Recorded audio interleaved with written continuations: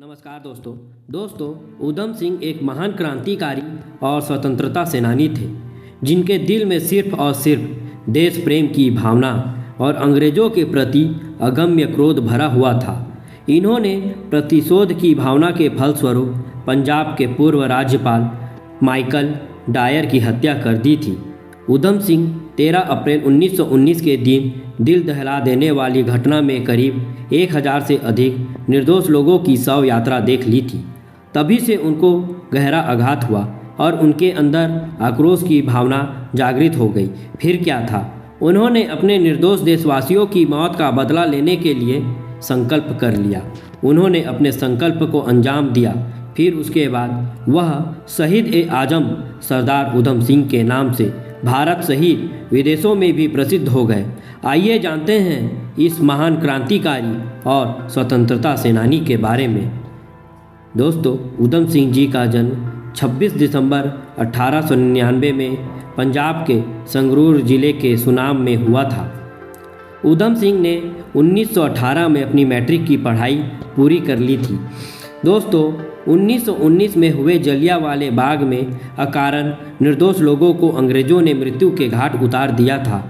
इस घटना में बहुत सारे लोग मारे गए थे, जिनमें से कुछ बुजुर्ग, बच्चे, महिलाएं और नौजवान पुरुष भी शामिल थे। इस दिल दहला देने वाली घटना को उधम सिंह ने अपने आंखों से देख लिया था, जिससे उनको बहुत ही गहरा दुख हुआ था और उन्होंने उसी समय ठान लिया कि यह सब कुछ जिसके इशारे पर हुआ है उसको उसके किए की सज़ा जरूर देकर रहेंगे। ऐसा उन्होंने उसी समय प्रण ले लिया।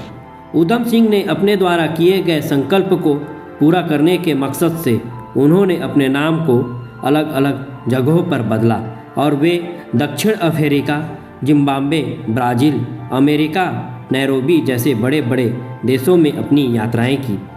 भगत सिंह जी ने उधम सिंह जी को 1927 में वापस अपने देश आने का आदेश दिया। उधम सिंह वापस लौटने के दौरान अपने साथ 25 सहयोगी, रिवाल्वर और गोला बारूद लेकर आए थे, परंतु इसी दौरान उनको बिना लाइसेंस हथियार रखने के लिए उनको गिरफ्तार कर लिया गया।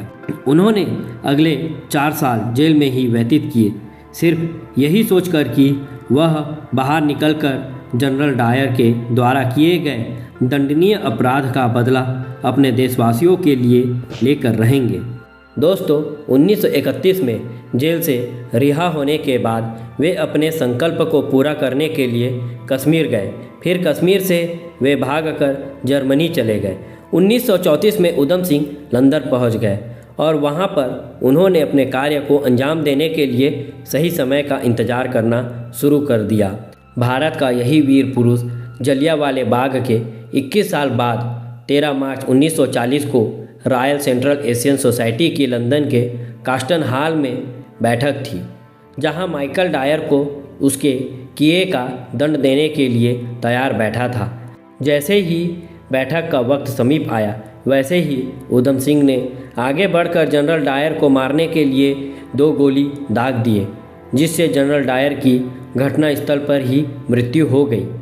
दोस्तों, कहा जाता है कि उन्होंने इसलिए इस दिन का इंतजार किया ताकि पूरी दुनिया जनरल डायर द्वारा किए गए अघन्य अपराध की सज़ा पूरी दुनिया देख सके। उन्होंने अपने काम को अंजाम देने के बाद गिरफ्तारी के डर से भागने का जरा सा भी प्रयास नहीं किया और उसी जगह पर वह शांत खड़े रहे। उनको इस बात का गर्व था कि उन्होंने अपने देशवासियों के लिए वह करके दिखाया जो सभी भारतीय देशवासी चाहते थे। ऐसे न जाने कितने स्वतंत्रता सेनानियों ने अपने देश के प्रति अपना प्रेम, सहयोग और अपना आत्मसमर्पण प्रदान किया है।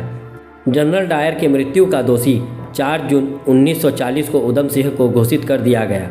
31 जुलाई 1940 को लंदन के जेल में उनको फांसी की सज़ा दी गई। उधम सिंह जी के मृत शरीर के अवशेष को उनकी पुण्यतिथि 31 जुलाई 1974 के दिन भारत को सौंप दिया गया।